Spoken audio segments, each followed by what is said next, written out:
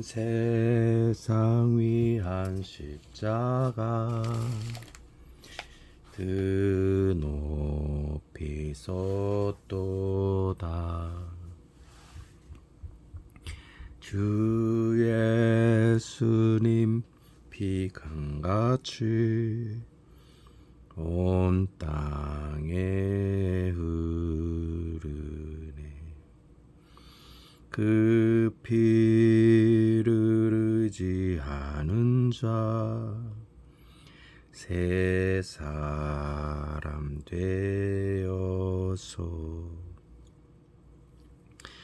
주 예수 사랑 가지고 강같이 흐르겠네.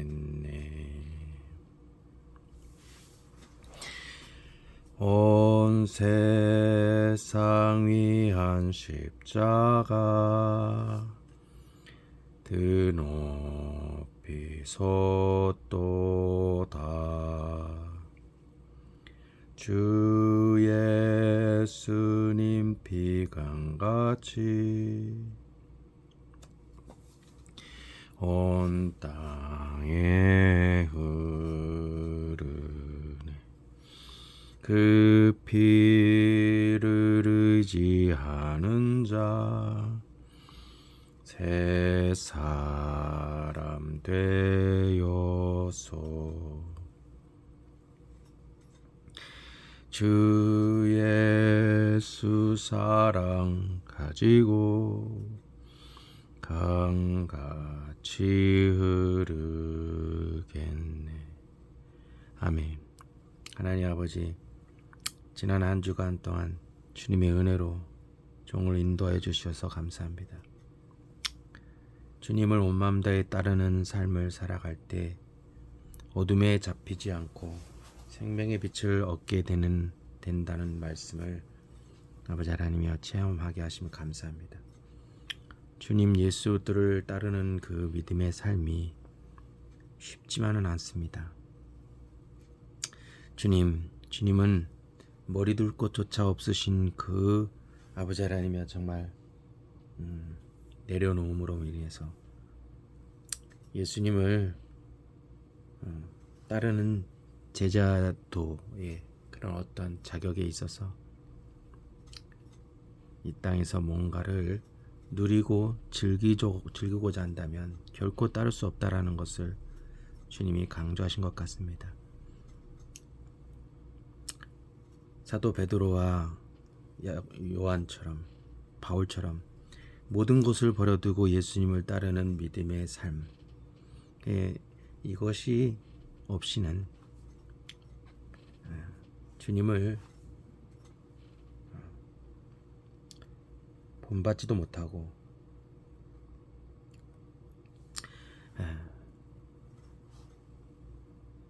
승리의 삶을 살 수도 없는 줄로 믿습니다. 주님, 이 시간도 성령께서 역사하시고 모든 교회들이 한국교회뿐만 아니라 모든 전세계 지구촌의 교회들이 예배를 드리는 가운데 있습니다. 그 모든 교회들을 축복하시고 은총을 내려주시되 특별히 아버지 하나님이여 감옥에 갇힌 그리스도인들을 기억하는 마음 주시옵소서. 고통 가운데서 아버지 하나님의 신음하는 그리스도인들이 얼마나 많은지요. 그리고 정말 주변에 의외로 천사 같은 사람들이 너무나도 많은 것을 봅니다. 이 종을 돕고 헌신한 모든 분들을 축복하시고 은총을 내려 주시옵소서. 오늘 이 시간도 성령께서 주장하시고 인도해 주시고 말씀으로 인도해 주시고 복음의 진리로 충만하게 해 주시옵소서. 감사하며 예수 그리스도의 이름으로 기도합나이다. 아멘. 하늘에 계신 우리 아버지, 이름이 거룩히 여김을 받으시오며 나라가 임하옵시며 뜻이 하늘에서 이룬 것 같이 땅에서도 이루어지이다. 오늘날 우리에게 일용할 양식을 주시고 우리가 우리에게 죄진 자를 용서하신 것 같이 우리 죄를 용서해 주시고 우리를 시험 유혹에 들게 마옵시고 다만 악에서 구원하여 주옵소서. 나라와 권능과 영광이 영원토록 아버지의 것입니다. 아멘. 아멘. 오늘은 지난 한 주간 동안 제가 일터 현장 가기 전에 한두 시간 전에 이렇게 말씀을 읽다가 산상수훈과 갈라디아서와 에베소, 빌립보서, 골로새서, 빌레몬서를 읽는 중에 마음에 와닿는 말씀 한 구절을 가지고 우리가 묵상하면서 서로 은혜 받은 것을 나누고자 합니다.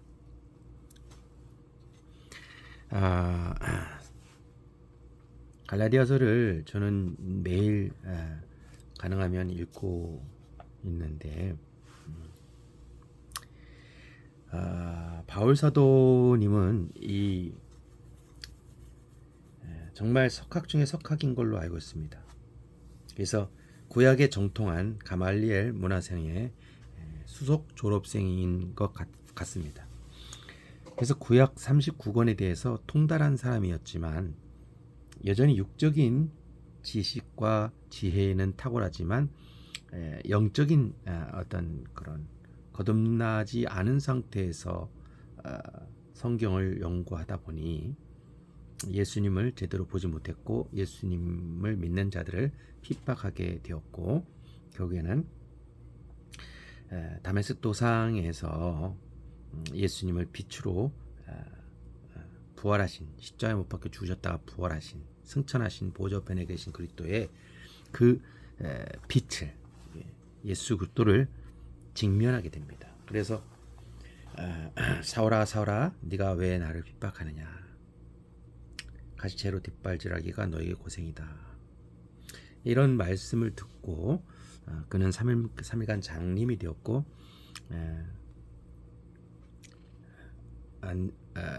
다메섹 도상 그러니까 안디옥입니까?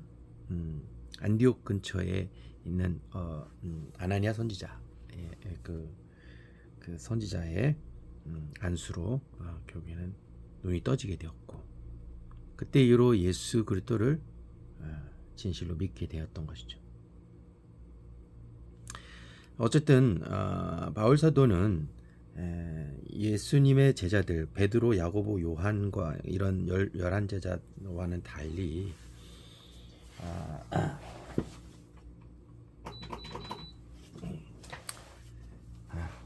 예수님을 육체적으로 알지 않았기 때문에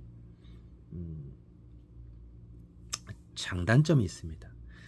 제자들은 그러니까 베드로나 사도 요한 같은 경우는 예수님을 육체적으로 알았기 때문에 예수님 속에 그리스도의 그 어떤 정체성을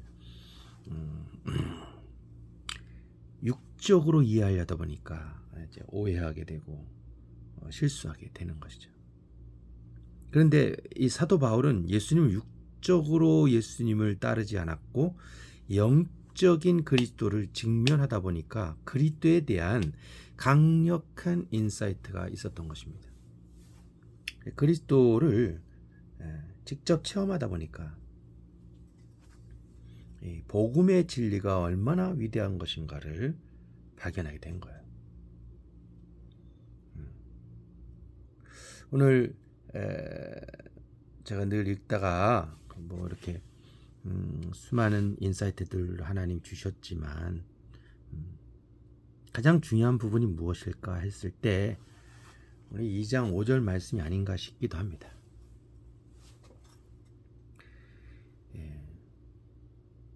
요즘에는 인공지능이 많이 발전해서 이 말씀에 대해서 헬라어 연구를 해봐라 하면 쫙 뜹니다. 그래서 여러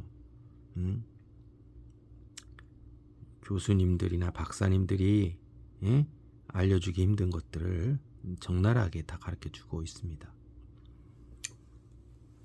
제가 뭐 이런 것들을 다 설명하자면 시간이 부족하니까 단 한 가지만 집중해서 같이 은혜를 나누고 싶습니다. 그것은 뭐냐면 진짜 참된 보석을 발견했다고 했을 때 그 보석을 지키려면 어떻게 될까?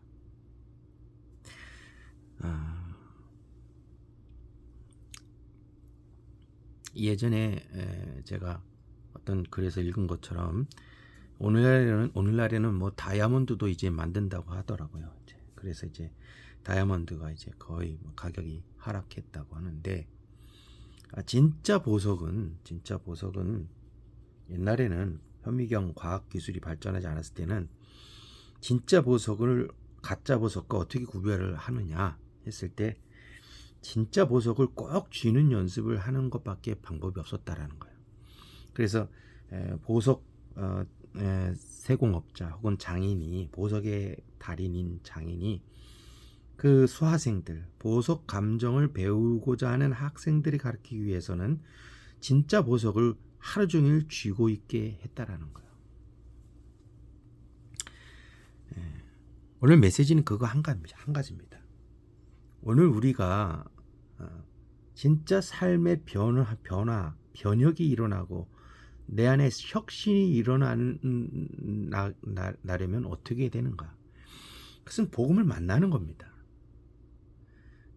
진짜 오리지널 예수 그리스도의 복음의 진리를 만나는 거예요. 그런데 한순간만 만나고 그냥 떨어져서 또 살아간다면 이거는 진정한 변화가 없다라는 것이죠. 그래서 갈라디아서 2장 5절에 또 이런 말씀이 있습니다. To them we did not yield in submission even for a moment so that the truth of the gospel might be preserved for you. 그랬습니다. 복음의 진리가 항상 갈라디아 교회를 위해서 지속될 수 있도록 한순간도 바울 사도 일행이나 초대교회 사도들은 그들에게, 가짜 그리스도인들에게 복종하지 않았다는 거예요. 언제? 한순간도 복종하지 않았다는 거예요. 복음의 진리가 얼마나 소중하면 양보하지 않겠다는 거예요. 거기에 대해서 양보하지 않겠다는 거예요. 다른 건 다 양보하고 다른 건 다 뺏겨도 복음의 진리가 항상 교회와 함께 있게 하기 위해서 당시에 예루살렘 총회나 복음의 리더들은 가짜 그리스도인들에게 복종하지 않았습니다. 한순간도. 그래서 복음의 진리가 항상 우리의 삶에 preserved for you, might be preserved for you, so that the truth of the gospel might be preserved for you. 복음의 진리가 항상 preserve, 지속돼야 된다는 거예요. 여기서 이 preserve라는 단어를 영어로 번역을 했는데 헬라어는 디아메노라는 뜻이라고 합니다. 디아메노라는 단어인데 이건 끝까지 머물게 한다는 거예요. 계속적으로 지속적으로 유지되다, 완전하게 거하다, 살다. 디아라는 말은 강조를 하는 의미입니다. 강조하면서 through, 통과라는 의미도 있습니다. 근데 메노라는 말이 거하다, 살다라는 것입니다. 그러니까 바꿔 말하면 복음의 진리가 갈라디아 교회와 함께 모든 성도들에게 끝까지 머물면서 계속적으로 지속적으로 유지되면서 완전하게 살 수 있도록 하기 위해서 교회의 리더들은 가짜 그리스도인들에 대해서 단호했다는 거예요. 거짓 형제들이 와서 할례를 주장한다는 등 이것도 지켜야 된다, 저것도 지켜야 된다, 어디에 가입해야 된다, 이런 식으로 자꾸 해서 자유를, 그러니까는 진짜 오리지널 신앙의 자유를 빼앗고자 하는 그런 세력들이 예나 지금이나 앞으로도 있다라는 거예요. 그런 차원에서 진정한 혁신과 변화와 함께 우리의 삶의 자유가, 여기서의 자유는 진리 안에서의 자유입니다. 그냥 내 맘대로, 진리 바깥에서 내 맘대로 사는 자유가 아니라 복음의 진리, 그냥 예수님이 너희가 진리를 알지니 진리가 너희를 자유케 하리라고 말씀하신 것이죠. 그런 진리, 그 진리 안에서의 자유를 누리려면 반드시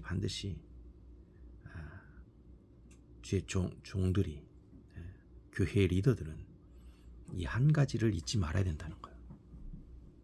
거짓 형제들을 삼가해야 되고, 또 거짓 형제들에게 철두철미하게 양보하면 안 된다는 거예요.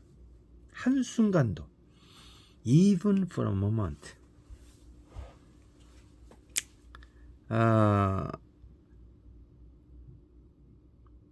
사실은 갈라디아 교회도 사도 바울을 통해서, 바울이 예수님을 직접 만난 그 다메섹 도상에서의 강력한 그런 3일간의 장님이 될 정도로 강력한, 태양보다 더 밝고 환하신 그 예수 그리스도를 직면하다 보니 바로 장님이 돼버린 거예요.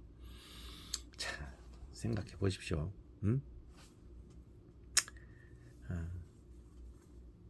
구약 어디에 보면은 하나님을 만나면, 하나님을 직접 본 자는 살짝 없다 그랬습니다. 바로 그겁니다. 그리스도가 약간 보여줬다가 그냥 말아버리신 거예요. 완벽하게 계속 보여주면 장님이 아니라 장님이 돼서 완전히 죽어버렸을 것입니다.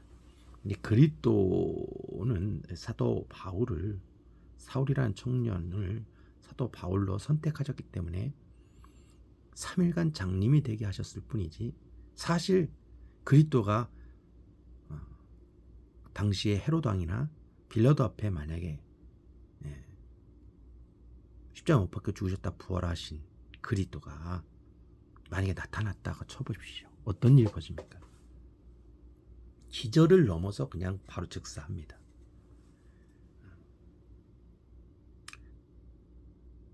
그러니까 이렇게 완벽하신 그리스도께서 사도 바울을 만나 주셨고, 물론 아나니아 선지자의 안수를 통해서 눈이 벗겨져 가지고, 비닐이 벗겨지고 낫긴 나았지만, 그때 이후로 계속해서 안질로 인해서 고통을 당한 것이 아닌가. 신학자들은 여러 얘기를 하지만, 저는 이 갈라디아서의 표현을 통해서 보면은 바울 사도가 고린도 교회에도 말했던 그 사탄의 사자가 바로 안질이 아니었는가라고 추정을 합니다. 이거 가지고 말싸움할 필요는 없고, 갈라디아 교회에서는 이렇게 얘기합니다. 자기가 복음을 전했는데 너희들이 그 복음이 너무 좋아서 바울 사도를 위해서 눈이라도 빼어줄 정도의 그런 마음을 가지고 있지 않았느냐, 그 기쁨이 있었지 않냐. 그 말은 바울 사도가 안질 때문에 아마도 여러 가지로 고생을 했던 것 같아요. 그래서 고린도 교회에도 사탄의 사자, 이거 안질 좀 빨리 좀 고쳐주십시오 하고 3번 기도했을 것 같은 느낌이 듭니다. 그런데 예수님은, 야, 나는 내가 너에게 베푼 은혜가 충분해. 충분하다. 내 은혜가 너에게 충분해. 나는 약한 데서 내 능력이 더 드러난단다. 그래서 약점을 그 더 이상 3번 이상 기도하지 않고 감수하면서 그렇게 살았다고 한 것이죠. 어쨌건 이 그 이 바울 사도가 그렇게 갈라디아 교회가 바울 사도의 그런 고통 가운데서 여러 선교 여행하면서 강도의 위험, 바다의 위험, 거짓 형제의 위험, 여러 위험들을 다 거쳐가면서 갈라디아 교회를 개척해가지고 또 다른 교회를 향해서 사도의 직분상 모든 민족을 향해서 땅끝까지 나아가야 되는 사명 때문에 스페인까지 가려고 하는 계획을 했었지만 하나님은 스페인까지 갈 수 있도록 기회를 허락하지 않고 로마 제국에서 순교할 수 있도록 그렇게 하셨고 다음 세대를 통해서 스페인이 선교되게 하셨던 것이죠. 그런데 어쨌든 바울 사도가 전파한 복음은 갈라디아 교회에 참으로 유익했습니다. 그런데 바울 사도가 다른 교회로 또 가서 또 다른 지역으로 가서 선교하러 가다 보니까 이 거짓 형제가 나타난 거예요. 할례를 받아야 된다. 그래야 확실히 구원이다. 참 그래, 바울이 전한 복음 맞아. 베드로도 전한 복음 똑같아. 그래. 그런데 복음만으로 안 돼. 야, 구약의 할례를 받아야 확실하게 구원이야라고 말한다면 이거 속아 넘어가지 않을 인간이 어디 있겠어요. 그래서 결국에는 막 할례를 받는지 안 받았는지 모르겠지만 이 율법을 다시 또 돌아가는 그런 모양새가 되니까 사도 바울이 노발대발한 거예요. 그래서 다른 사도 바울의 13서신 중에 12편지는 12가지의 편지는 다 평안한 인사를 전하고 그리고 본론을 얘기했습니다. 그런데 갈라디아서만큼은 인사를 빨리 하고 바로 놀랐다. I'm astonished that you are so quickly deserting him who called you in the grace of Christ and are turning to a different gospel. 자, 놀랐다는 거예요. 황당하다는 거예요. 황당하다. 킹 제임스 버전에서는 marvel, 놀랍다는 marvel이라고 표현합니다. 어쨌든 놀랍고 황당해가지고 야, 너희들이 성령으로 시작해. 내 복음을 듣고 성령을 받았으면 성령의 인도하심 따라 살아야지. 다시 육체를 의지해서 구약적 마인드로 돌아가서 열심히 기도 많이 하면 어떤 규례나 율례를 지키면은 하나님은 완전하게 해주시겠지라고 착각하고 거기에 빠져드냐. 성령을 받았으면 이것은 성령을 받았으면 성령으로 시작했으면 성령으로 끝마쳐야 된다는 거예요. 근데 이 갈라디아 교회가 순간 획가닥한 거예요. 그래서 속아가지고 사도 바울은 부랴부랴 급하게 그 소식을 듣고 편지를 쓴 것이죠. 그러니까 이 갈라디아서 1장, 2장, 3장, 4장, 5장, 6장은 어느 학자가 박사 학위를 받기 위해서 막 이 책 저 책을 막 짜집기 해가지고 막 이렇게 주석을 달고 막 그렇게 한 게 아니라 그냥 한 번에 써버린 거예요. 그게 갈라디아서입니다. 내가 증인이다.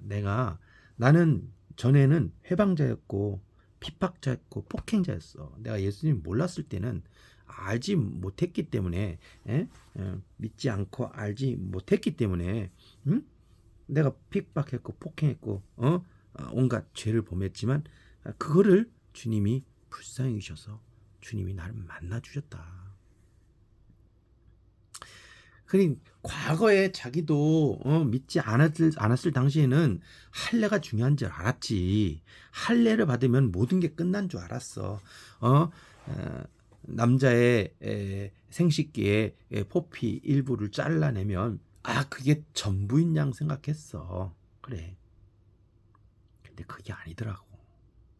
그게 아닌 거를 내가 그리스도를 만나면서 발견했단 말이다. 이게 바로 예수 그리스도의 진정한 우리를 인간을 향한 사랑이지. 예? 사실 할례의 의미는 너희들이 알다시피 구약의 아브라함 시대 때부터 할례가 시작되었다라고 하지만 할례를 받은 그 아브라함이 받은 때는 복음을 믿고 난 다음이지 믿기 전에 할례가 아니라는 사실을 알아야 돼. 이 말은 그렇다 해서 믿고 나서 다시 할례를 받았다라는 것은 이것은 그것을 통해서 복음이 부족해서 할례를 받은 것이 아니라 그건 불옥에 불과한 아브라함이 복음으로 말미암아 믿음으로 말미암아 의롭다 인정함을 받는 것이 그것이 영원한 규례 그 법칙이지만 너무나도 이 세상은 죄악으로 관영했기 때문에 앞으로 죄악이 관영한 것에 대해서 죄를 인정하게끔 하는 차원에서 할례의 제도가 시작된 것이지 그 할례 때문에 복음이 훼손된 건 아니다라는 거야. 할례 때문에. 그러니까 아무튼 이 복음의 진리가 이게 아브라함과의 하나님이 협정을 맺으신 거죠. 하나님의 협정. 요즘 뭐 중동에 아브라함 협정 해가지고 뭐 이슬람교, 힌두교, 이슬람교, 유대교, 기독교 뭐 짬뽕을 한다는 도 말인데 뭘 하든 어쨌든 전쟁이 안 나게끔 하는 그런 차원에서는 좋은 의도지만 어쨌거나 이 세상에서의 그런 협정은 인간적인 협정입니다. 어디까지나. 근데 아브라함이 하나님과 맺은 협정은 전혀 깨지지 않는 영원한 협정이라는 것이죠. 아브라함이 자식이 없이 거의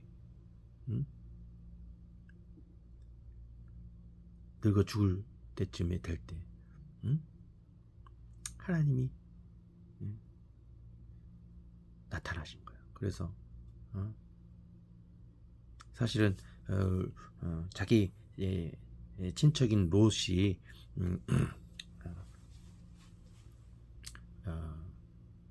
이미 기득권이 그 땅에서 먼저 땅을 선택할 수 있는 권한도 준 것도 대단한 것이지만 그 롯이 소돔성이 아주 죄악이 관영해서 결국에는 왕들의 전쟁의 때에 소돔 백성과 함께 롯이 자기 조카가 사로잡혔다는 것을 알고 기습 작전을 통해서 아브라함이 그 소돔성 백성과 함께 롯의 가문을 구출합니다.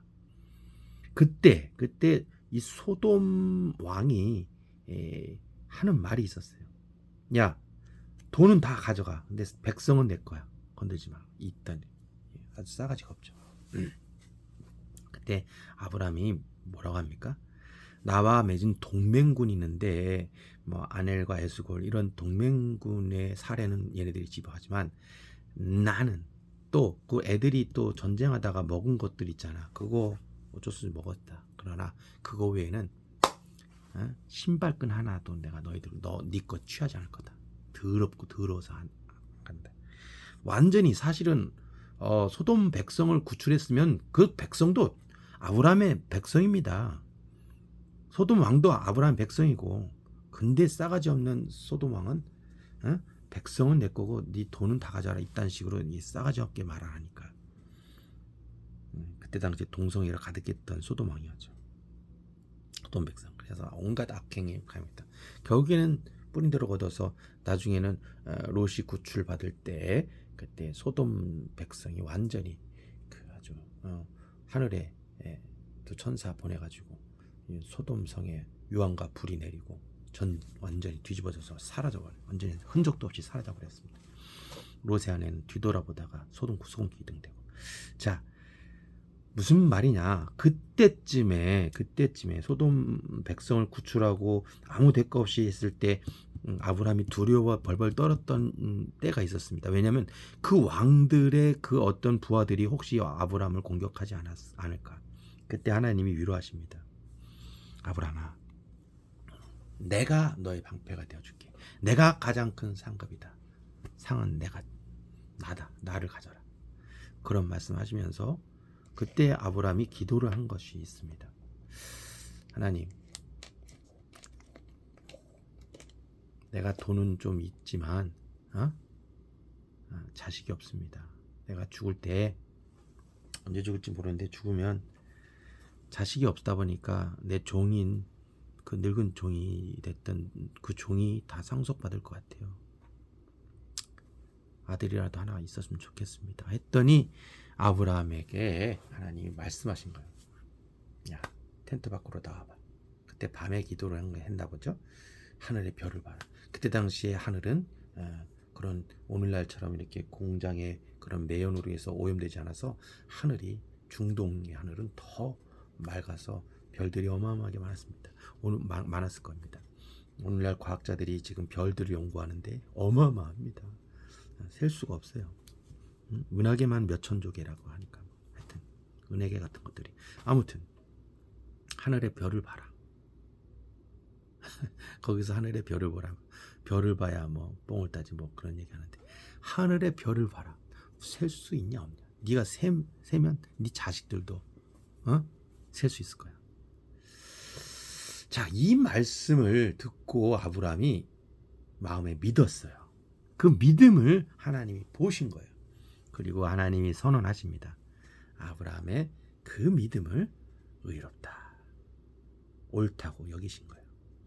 야, 이 놀라운 복음이 창세기에 등장합니다. 창세기 몇 장에 있을까요? 창세기 롯을 구출한 때가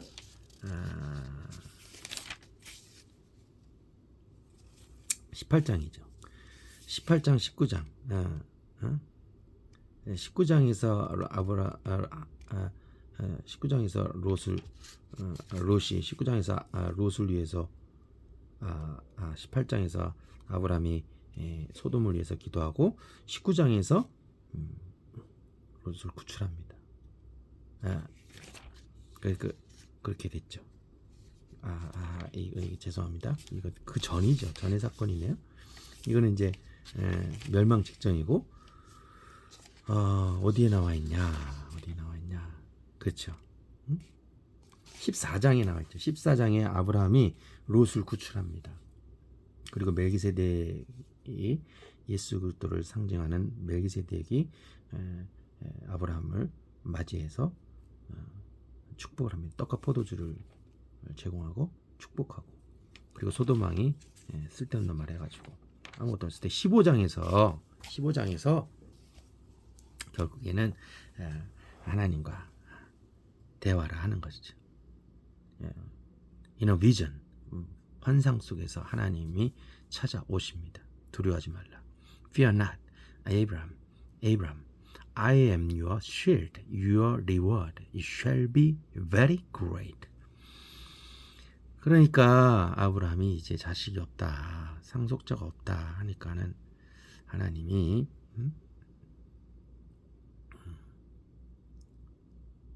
바깥으로 이끄십니다. 15장, 창세기 15장 5절. And he brought him outside and said, Look toward heaven and number the stars, if you are able to number them.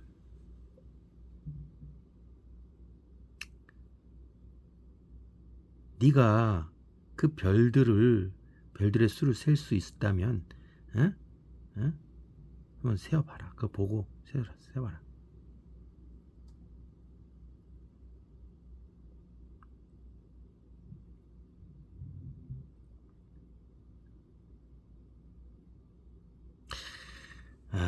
그러면서 하나님 말씀하십니다.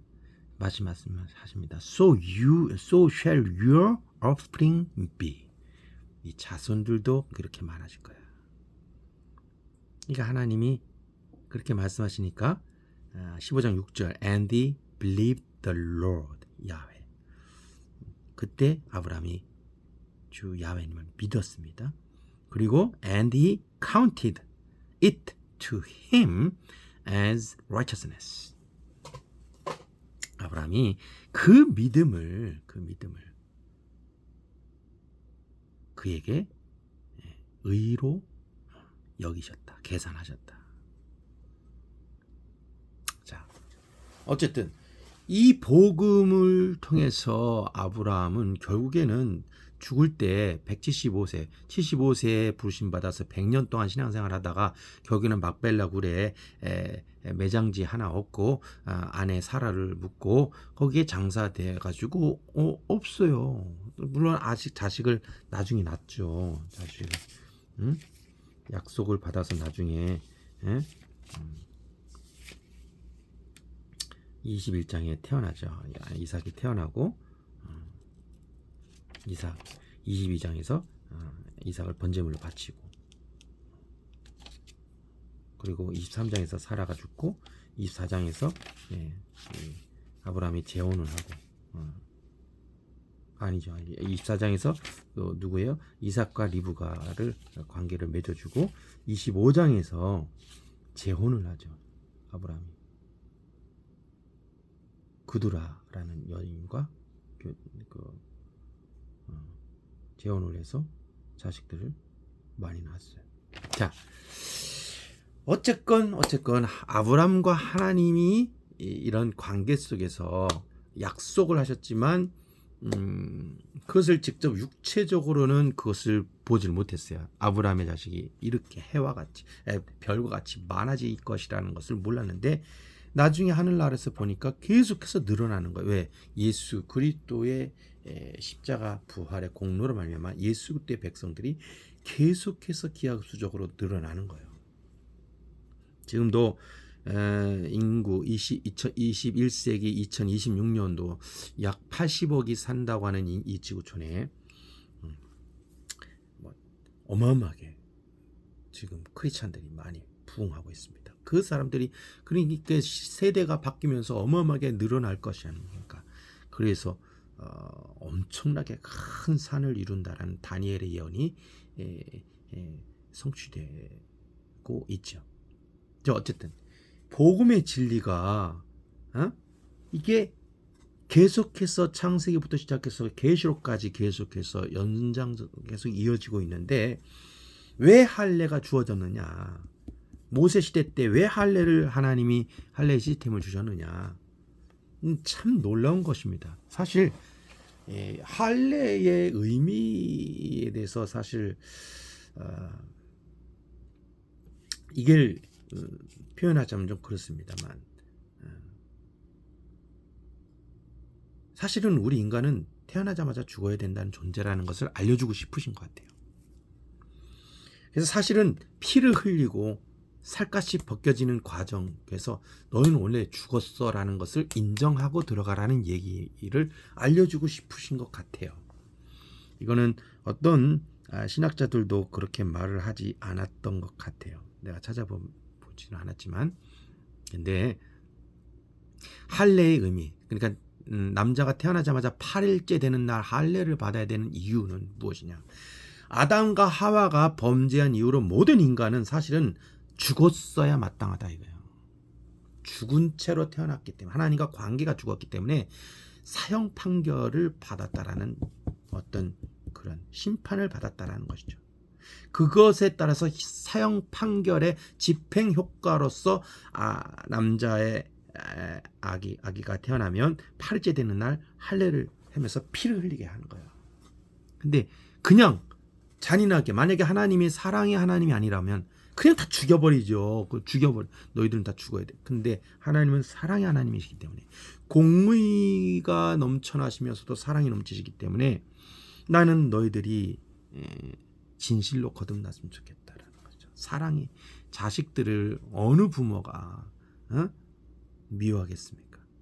미친 자들만 그렇게 자식들을 미워하죠. 하나님 아버지, 그 산상순이도 나옵니다. 너희가 악할지라도 자식들에게 좋은 것을 줄 알거든. 자식이 떡이나 생선을 달라면 뱀이나 돌을 주겠느냐? 악할지라도 자식에게 좋은 것 줄 알지 않냐?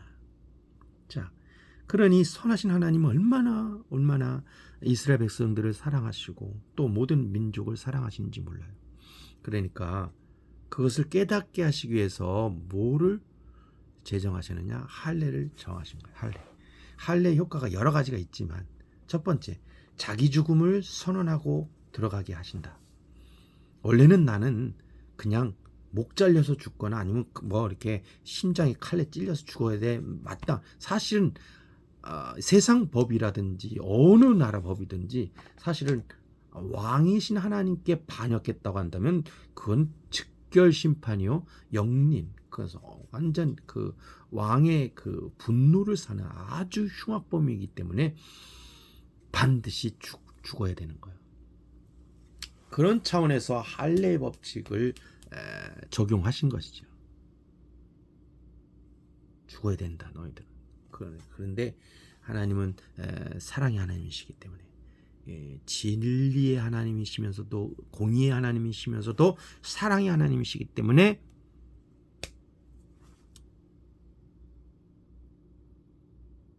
할례, 그래서 쓸데없는 그 사실은 성기의 남자의 그 성기의 그 겉표피는 전혀 쓸모없는 거예요. 사실은 그것을 잘라버리게 하여서 난 너희들을 죽은 걸로 본다라고 여기시는 것이 아닌가. 이스라엘 백성들이 할례를 통해서 난 너희들을 죽였어, 칼을 댔단 말이지. 그러니까 다시 태어난 그런 어떤 이미지로 생각하게 하는 것이죠.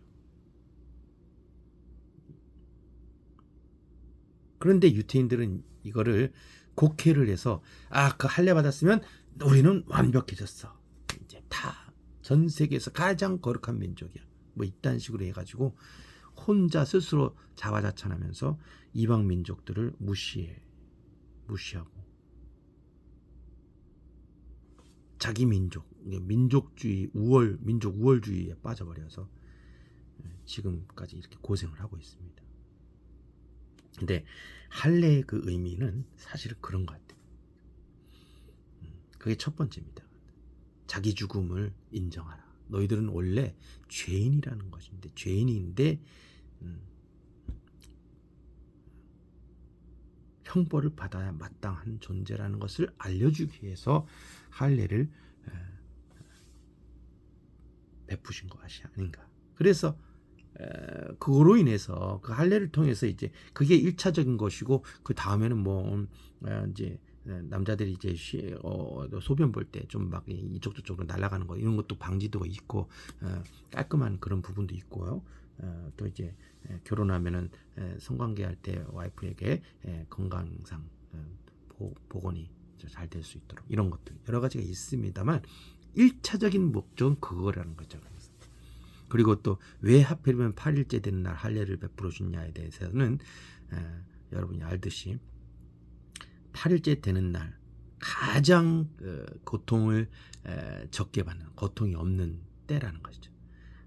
그래서 이제 그런 어떤 놀라운 임체의 신비를 하나님이 다 심연막측하게 지으셨기 때문에 그 이후에는 그것을 할례를 베푸면 굉장히 3일 동안 고통스럽고 힘들다는 거죠. 아무튼 할례와 함께 율법이 시작됐다라는 것은, 이 말은 무슨 말이냐, 너희들은 원래 죄인이기 때문에 너희들 스스로, 죄인된 스스로가 의로운 나에게 다가오려면 방법은 없다. 죽음 외에는 없다. 그래서 성막이 필요한 것이죠. 성막을 통해서 대신 죽어주는 양, 대신 죽어주는 비둘기, 대신 죽어주는 소를 통해서, 흠없는 양, 흠없는 비둘기를 통해서 안수해가지고 대신 죽어주고, 그걸 통해서 다시 새로워지게끔 하는, 그게 모세 오경에 나와 있는 십계명과 율법과 할례와 성막의 시스템이라는 것이죠. 그러니까 그때 그것을 제대로 적용한 사람들이 바로 갈렙과 여호수아라고 할 수가 있습니다.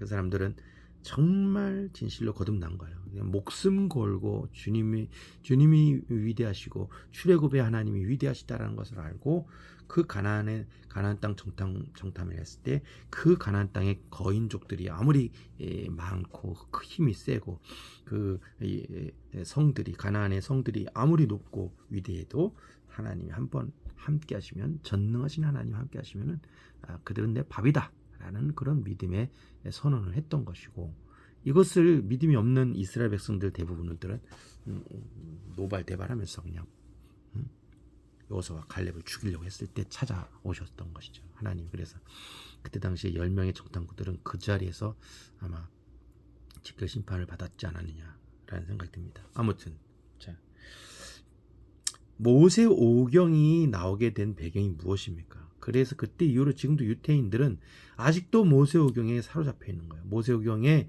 그 할례와 율법과 성막 제도를 계속 추구하는 거예요. 그래서 거기에서 뭔가 이 현실, 가나안 현실 축복을 누리고자 하는데, 본질은, 모세오경의 본질은 그게 아니라는 거죠. 모세에게 나타나셨던 하나님이 시내산에서 성막 제도를 적용하게 할 때도 내가 하늘에서 보여주는 그 식양대로 성막을 지으라 그랬습니다.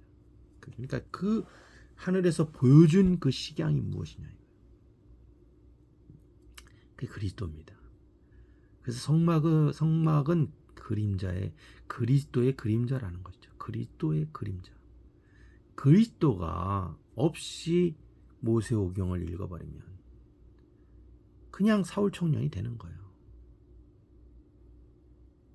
그런데 다행히도 사울 청년은 예수 그리스도를 직접 직면하고 모세오경을 다시 보게 된 거예요. 눈꺼풀이 벗겨지고, 그래서 제대로 모세오경 속에서 그리스도를 발견한 거예요. 아무리 모세가 위대해도 아브라함과 하나님이 맺은 그 협정을 깨뜨릴 수는 없다라는 것이죠. 다시 말해서 창세기 15장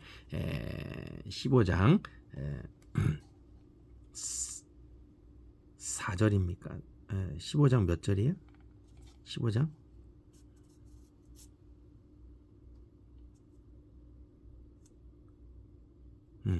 15장 6절이죠. And he believed the Lord Yahweh, and he counted it to him as righteousness. 아브라함이 하나님의 그 말씀을 듣고 마음에 믿으니 그 마음의 믿음을 의로움으로 여겨주셨다. counted, 계산 처리하셨다라는 이 창세기 15장 6절의 복음을 기초해서, 그래서 살아갈 때 이 복음은 영원하다는 거죠. 만약에 하나님이 이렇게 말씀하셨다고 칩시다. 하나님이 아브라함을 의로 여겨 주셨다. He counted Abraham to him as righteousness. 이렇게 얘기했다고 쳐봅시다. 아브라함이 믿음이 아니라 아브라함 자체를 의로 여기셨다고 한다면 어떤 일이 벌어질까요? 하나님도 거짓말쟁이가 되는 거예요. 왜냐하면 바로 16장에서, 창세기 15장에 이 말씀하셨는데 16장에서 바로 아브라함은 그 이집트에서 얻은 그 하갈과 동침하게 되는 거예요. 또 나중에 어떤 일이 벌어지냐면, 아브라함이 또 아비멜렉한테 또 자기 와이프 사라를 여동생이라고 거짓말을 하게 된 거예요. 거짓말쟁이를 보고 의롭다라고 여겨버리신 하나님도 거짓말쟁이가 돼버리는 거예요. 그런데 하나님 말씀 창세기 15장 6절, 하나님이 아브라함의 그 믿음을 아브라함에게 의로, 그러니까 의로 여기셨다는 거예요. 계산했다는 거예요. 그 말이 옳은 거예요. 아브라함은 실수했지만 아브라함의 믿음은 올바른 거예요. 그래서 아브라함 믿음이 자라서 마침내는 어디까지 갑니까? 결국에는 이삭을 낳고 이삭을 하나님이 번제물로 바치라고 했을 때 순종해서 와이프와 의논하지 않고 가서 직접 결박하고 죽이려고 했었던 거예요. 진짜. 동화책에 보면 아브라함이 울면서 막 그렇게 했다는데 모르겠어요. 근데 어쨌든 아브라함은 그렇게 순종해서 결국에는 아브라함 믿음이 완성된 것이 바로 아브라함이 자기 아들 이삭을 번제물로 바친 것으로 봅니다. 그래서 아브라함을 믿음의 조상이라고 하는 이유가 거기에 있다라고 할 수 있습니다. 자, 결론은 무엇이냐? 오늘 갈라디아서 2장 5절 To them we did not yield in submission even for a moment so that the truth of the gospel might be preserved for you. 복음의 진리가 항상 우리를 위해서 유지되고 지속되도록 해야 되는 이유는 무엇이냐? 믿음이 생기고 믿음이 자라고 믿음이 완성되도록 하기 때문에 그렇다는 거예요. 아브라함의 믿음이 시작되고 완성되기까지 창세기 15장부터 시작해서 결국에는 어디까지 갑니까? 아브라함이 죽을 때가 언제예요?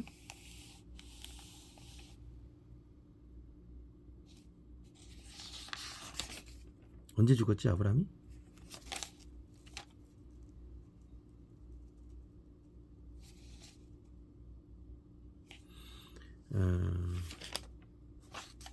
몇 장에 죽었어요? 몇 장에서? 성경을 잘 안 읽어가지고. 자, 죽을 때까지 하여튼 100년 동안 신앙생활을 한 거야. 75세 이후로부터 믿음이 시작되고 듣고 따르는 이후로부터 확신이 생긴 이후로부터 시작해서 완성되기까지 100년의 신앙생활을 한 거예요. 100년 신앙생활. 100년 동안 하나님과 동행한 겁니다. 그래서 믿음이 완성되어서 아브라함이 마침내는 막벨라 굴 그 매장지 하나만 얻고 죽었지만 그의 자손들에서 믿음의 자손들을 통해서 이삭, 야곱 그리고 유다를 통해서 다윗을 통해서 그리고 예수 그리스도를 통해서 모든 민족이 구원을 얻어서 정말 하늘의 별과 같이 많은 백성들이 계속해서 생기고 있다. 응답되고 있다. 자, 당대에 이루지 못하는 그런 어떤 기도 응답이 있습니까? 걱정하지 마십시오. 하나님이 하십니다.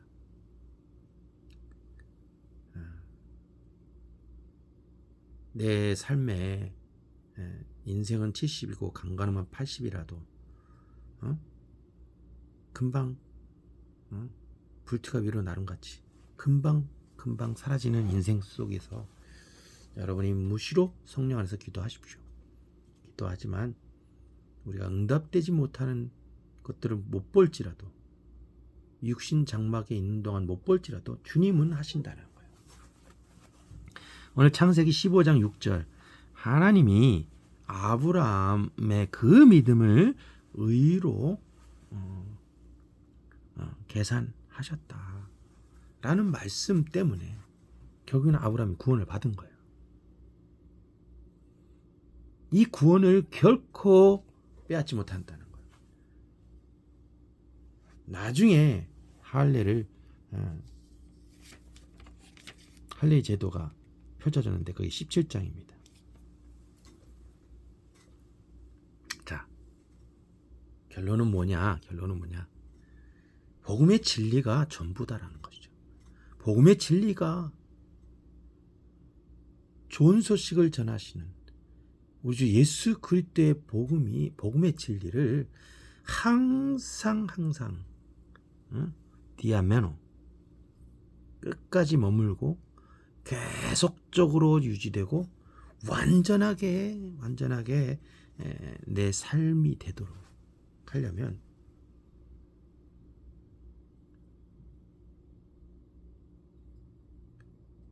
오늘 이 말씀을 매일 복음을 매일 읽는 수밖에 없습니다.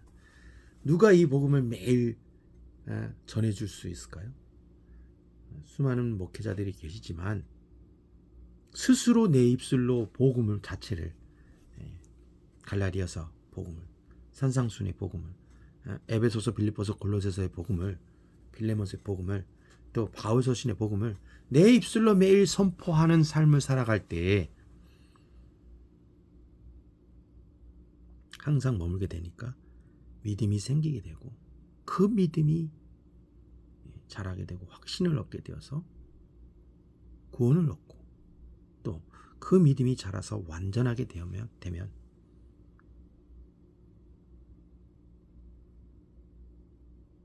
이것 자체가 바로 하나님의 완벽한 뜻을 성취하는 것이 아니냐는 것이죠. 그러니까 복음의 진리는 신앙의 입문의 때만 잠깐 그냥 듣고 말아버릴 것이 아니라 매일매일 죽을 때까지 복음의 진리를 항상 사수해야 되고 항상 머물도록 해야 되고 항상 유지되도록 해야 되고, 그래서 완전하게 내 삶에 피가 되고 살이 될 때까지 복음의 진리를 항상 내 입술로 복음을 선포할 때, 그때 진정한 자유가 일어나고 진정한 혁명이 일어나서 내 삶에 진정한 그 아브라함이 그 길을 걸어가다가 마침내는 자기 하나밖에 없는 그 이삭을, 그렇게 사랑스러운 이삭을, 100세에 낳은 아들 이삭을 번제물로 바칠 정도의 그 믿음이라면 이건 보통 믿음이 아닌 거예요.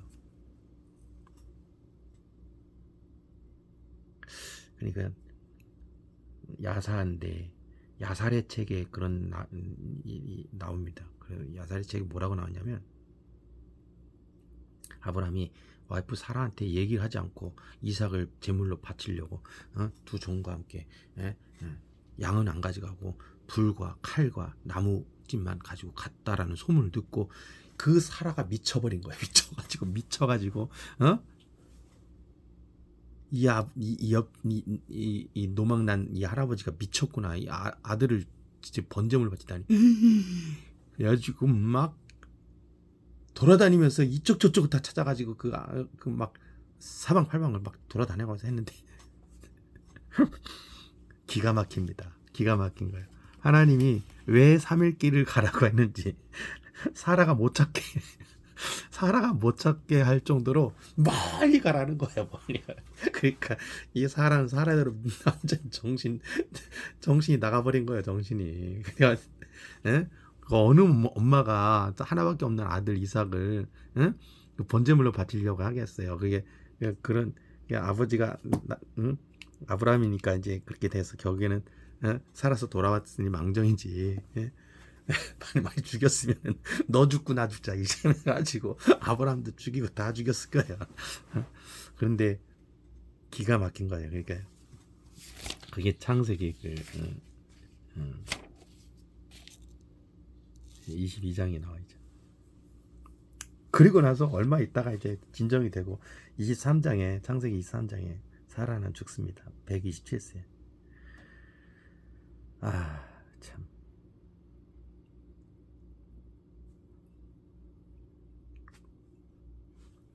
아브라함이 이삭을 번제물로 바친 그 장면 속에서 하나님 아버지의 마음을 엿볼 수가 있습니다. 하나님 아버지는 아들 예수 그리스도를 아낌없이 십자가의 번제물로 바치신 거예요. 그런데 천국은 이 아들 예수 그리스도를 포기하지 않았던 거예요. 그래서 막 안 됩니다 막 했을 것 같아요. 어쨌든 예수 그리스도의 십자가의 번제 희생을 통해서 우리 모든 인류가 믿음에 따라서 믿음의 법칙에 의해서 죄인이 의인으로 바뀌는 그런 놀라운 교환의 법칙이 적용되어서 지구촌이 살 수 있도록 또 그 속에 수많은 백성들이 구원을 얻도록 길이 활짝 열린 것이죠. 지옥문은 최대한 닫으시려고 하고 천국문은 활짝 열어놓으신 거예요. 그래서 예수 그리스도의 십자가의 복음이 전부라는 거예요. 갈라디아서의 핵심은 너희 눈앞에 그리스도가 십자가에 못 박혀 죽으신 것이 너 눈앞에 밝히 보이거늘 왜 속느냐 이거야. 갈라디아서 6장에서도 보면 나는 십자가의 그리스도 예수 그리스도께서 십자가에 못 박히신 것만 내 자랑이다. 사람들은 명예, 권세, 부귀, 영광을 그렇게 추구하고 자랑하지만 나 이 세상의 부귀, 영광, 명예, 권세 다 필요 없어. 예수 그리스도 십자가가 내 자랑이야. 십자가에 못 박히신 그리스도 때문에 내 인생이 새로워지고 이 세상이 아닌 저 천국의 그 왕국, 하늘 왕국을 상속받는 길이 활짝 열렸잖아. 예수 그리스도의 십자가가 아니었다라면 어떻게 인간이, 죄인된 인간이 지옥길을 면하고 천국 갈 수 있겠어? 우리 주 예수 그리스도의 십자가의 공로 때문에 우리는 용서받았을 뿐만 아니라 자녀가 되었고 의롭다 인정받았고, 그러니 자녀가 되어서 하나님의 성령이 임재하셔서 성령의 역사하심으로 인도하심으로 진정한 자기 변혁의 삶을 살아가게 되는 것이라는 것이죠. 그래서 갈라디아서 2장 20절은 신앙의 시작이라고 한다면 갈라디아서 5장 몇 절이에요? 갈라디아서 5장 24절은 신앙의 확신을 가지고 자기 스스로를 할례를 하는 거예요. 스스로를 할례시키는 거죠. 갈라디아서 5장 24절 And those who belong to Christ Jesus have crucified the flesh with its passions and desires. 그리스도 예수께 속한 사람들이라고 하면 누구든지 육체를 십자가에 못 박았느니라. 뭐와 함께 육체의 passions, 정욕과 육체의 desires, 욕망들을 함께 육체를 십자가에 못 박았다. 그 육전 몸을 벗는 그런 단계까지 나아가게 하는 것이 무엇입니까? The truth of the gospel. 복음의 진리라는 거예요. 이 복음의 진리가 항상 저와 여러분에게 머물러 있어야, 디아메노해야 끝까지 머물고 지속적으로 유지되고, 그래서 완전하게 우리의 삶이 될 때까지, 그렇게 될 때에 우리의 삶이 진정한 혁신이 일어나고 진정한 자유가 일어나며 진정한 거듭남이 벌어지는 것이죠.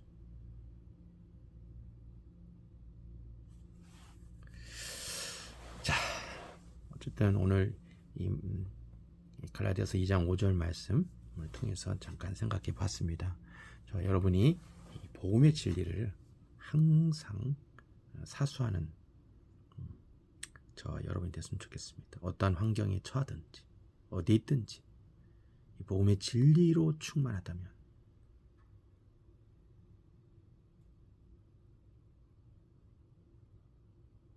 진짜 예수님 말씀하신 대로 나를 믿는 자는 나의 하는 일을 저도 할 것이요, 그런 말씀도 있지만 또 나는 부활이요 생명이니 나를 믿는 자는 죽어도 살겠고 무릇 살아서 나를 믿는 자는 영원히 죽지 아니하리라 라는 말씀이 이루어지는 것이죠. 기도하겠습니다. 하나님 아버지 감사합니다. 오늘 주일 2026년 7월 26일 주일 이 아침에 갈라디아서 2장 5절 말씀을 생각하게 하시면 감사합니다. 이 복음으로 충만하게 하옵소서.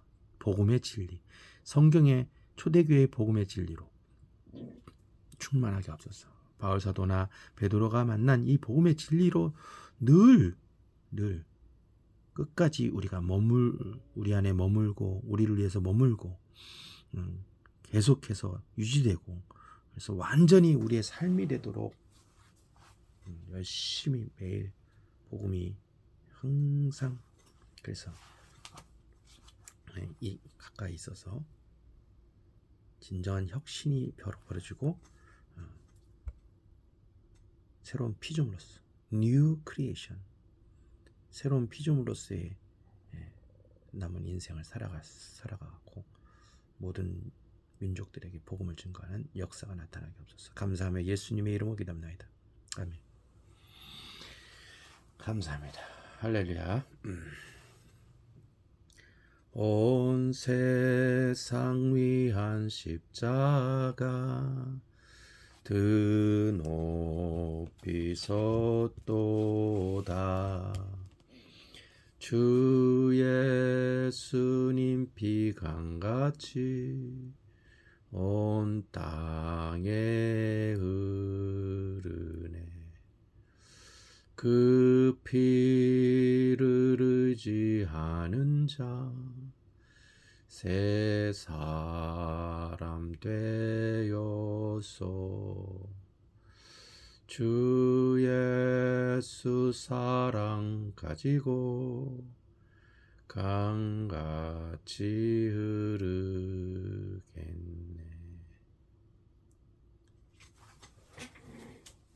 아멘.